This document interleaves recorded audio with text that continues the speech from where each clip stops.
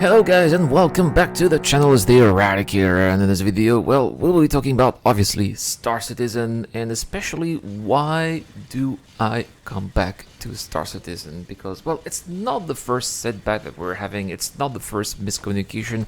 The little roadmap debacle is not the first time that we get disgruntled and angry at Star Citizen and that's the CIG in general. But why do players like me or backers like me come back to the backer? Now, for those of you who don't know, I have been a backer of Star Citizen pretty much since the beginning of the campaign in 2012, and I have had various episodes of coming to Star Citizen back and forth. Even as a content creator, there's been sometimes several months I hadn't touched Star Citizen. So, hey Rad, how did you use your videos? Well, I've every time I play, I record a lot of footage. So I have a very large catalog of B-roll footage that I was using.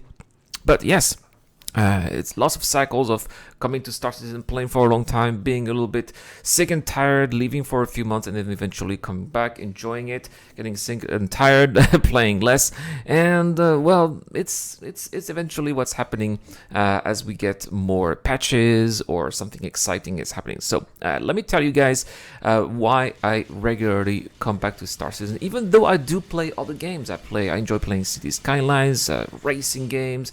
Right now I'm into Star Wars Galaxies. I'm sinking a lot of hours in Star Wars Galaxies. Go check out the video that I've made on my second channel, by the way. The link is in the description down below or in the pinned comment. It's really worth checking out if you enjoyed the old Star Wars MMORPG.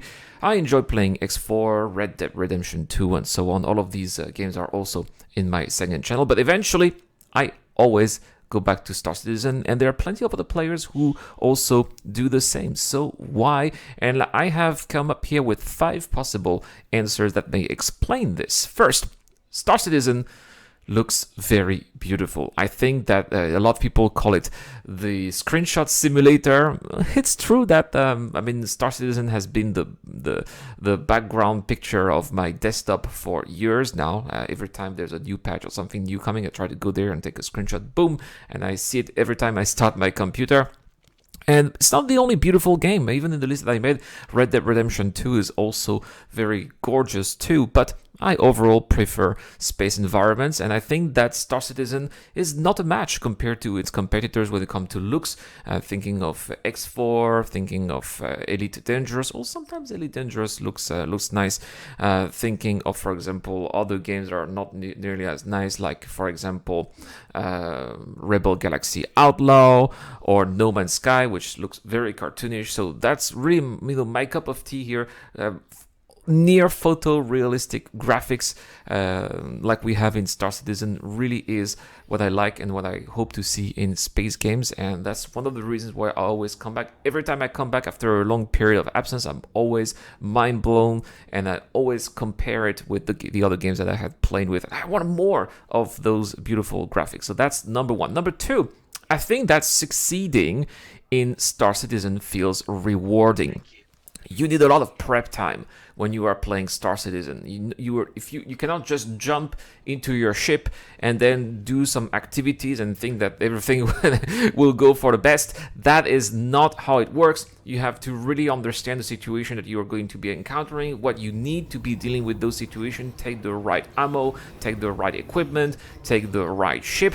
There are plenty of chances to mess up as well. That's something also that you're going to have to think about. So there's a lot of try and error. It requires a lot of experience to succeed in Star Citizen, and I also enjoy that we have to take a risk. It's not just you who is going to mess up. It's not just you who is going to fail because you would have prepared wrongly, but there are also unknown equations, like, are you going to be hijacked by pirates, for example? Is the location you're going to go to be in the day or in the night? If it's going to be in the night, visibility is going to be very low. There are also going to be chances that you will crash, perhaps.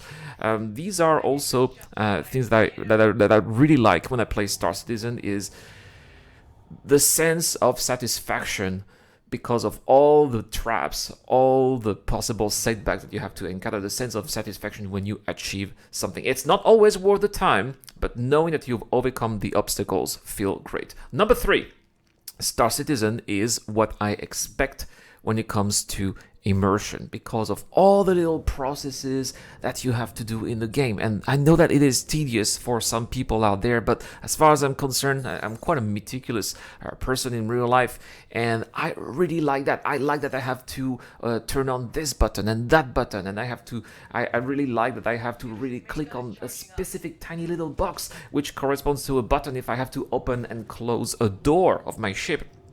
These are things that really speak to me. I like that I have to open the comms and talk to the ATC so that they are going to allow me to land. These are really details that I find absolutely fascinating, and it never gets boring for me, at least. And that's one of the reasons eventually I go back to Star Citizen, because I don't find a lot of those in other games. So there we go. That's number 3.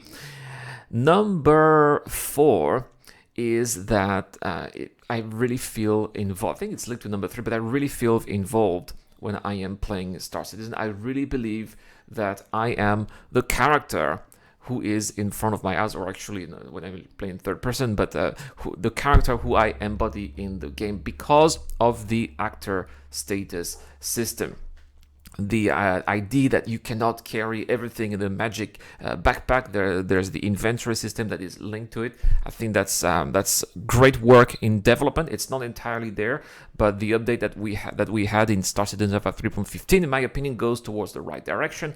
I like the idea that we have to eat and drink, even though lately we haven't needed to drink and eat that much, and that was because of a bug. But eventually that is going to have more importance. So you need to prepare your food, otherwise you're going to be thirsty, you're going to be starving, and you can eventually die over time if you do not take care of your player character. So that's also something that you have to take under consideration. I like the fact that you have to go to a shop to buy some food, and you can eventually go to a bar if you want to drink with some friends. But if you drink too much of the alcohol that's over there, you're gonna get drunk. So you're gonna have to get to see a doctor if you're drunk. I love this very much. Especially also we had recently the little improvement of the health mechanics. It's, again, not entirely fully functional, but it's the right step towards the right direction, in my opinion. The way that your player character needs to be taken care of is incredible, I think, and I cannot wait for the next update, which people call the poop update, where you're actually going to have to go to the bathroom and take shower, otherwise NPCs are going to react poorly, and you are going to have maybe a debuff because you're going to have something stuck in your arse, you know. It's ridiculous, I know, but these are the things that personally I know that some people hate it. I know that some people don't want to play a game where you have these kind of aspects of real life involved. That's something that I personally like. Number 4, the game does evolve over time. And note that I did not say progress. I said evolve. It changes, and that is also something that I like. Now, why did I not use the word progress? Okay, I'll be honest with you guys. It's a response to the latest. I'm still salty about the latest roadmap update debacle, especially the way that management at CIG talked to us, the backers. That is something that I would not accept.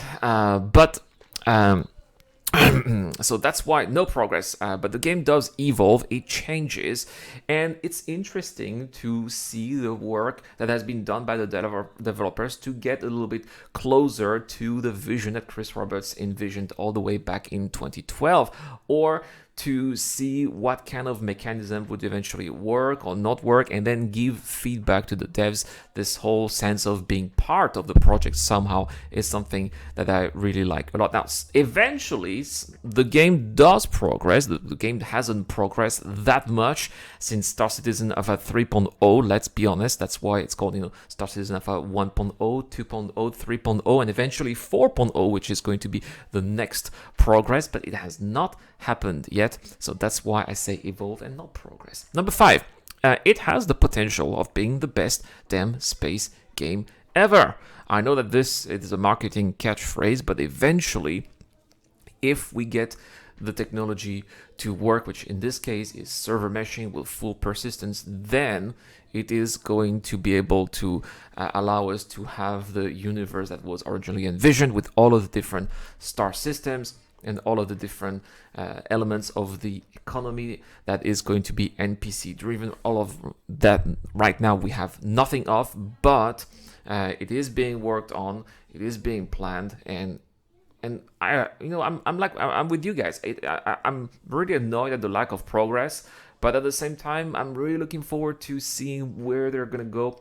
How far are they going to be going with all the money that they've been accumulating? I know that they've recently said that gameplay progress is going to be halted until Squadron 42 is out, or at least they did say that they want to prioritize gameplay for Squadron 42, and then when it's in Squadron 42 will be in abuse, so we're going to have even less progress when it comes to gameplay. But nevertheless, some of the new features that hopefully are going to come soon, like server meshing, the new star system Pyro, are not part of gameplay, but actually core mechanisms of the game. So that's why I'm a little bit optimistic here. I think that when the game finally expands, we still need that gameplay, but it's not going to be that important for the mid future because people are going to be so busy exploring and doing other things. But anyway, these are the reasons, guys, the 5 reasons why I am always coming back to Star Citizen. But let me know in the comment section down below, guys. I know that a lot of you guys says, "Oh, I'm done with Star Citizen. I'm uninstalling the game."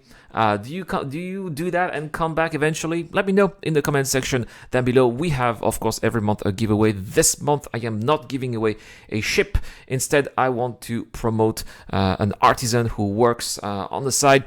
He is doing mounts for joysticks, which are absolutely amazing. This is Triple from Predator Mounts, and he is giving away a set of 2 of his mounts here, where you're gonna put your joysticks. If you have dual joysticks, that's excellent. For example, this is worth up to $180, and shipping is included worldwide. So all you have to do is to answer the question I just asked, and make sure you're subscribed in public settings. Also, if you want to help me out on Discord, thanks to Dr. Frobin, we have a Crusader Genesis Starliner. People who are subscribed on Patreon or via the YouTube Join membership programs have automatic access to my Discord channel where that giveaway is taking place. Thank you so much for watching, guys. Have a wonderful day. Thank you so much to Eric Own, Dr. Frobin, and the DJ Don. It's the Eradicator. I'll see you guys later. A huge shout out to everyone who's been helping me out on Patreon and via the YouTube Join membership program. Creating content on YouTube involves continuous circles of ups and downs, and it is when we are the lower parts of the curve that your help really motivates me to keep on going. Your contribution really does make a difference, which is why in return I try to give back by offering backers access to my private Discord channel, automatic access to exclusive giveaways, or answering your questions during the show. You can help me out with as little as $1 a month, and any help is greatly appreciated. Thank you very much for watching again. This is the Eradicator. I'll see you guys later.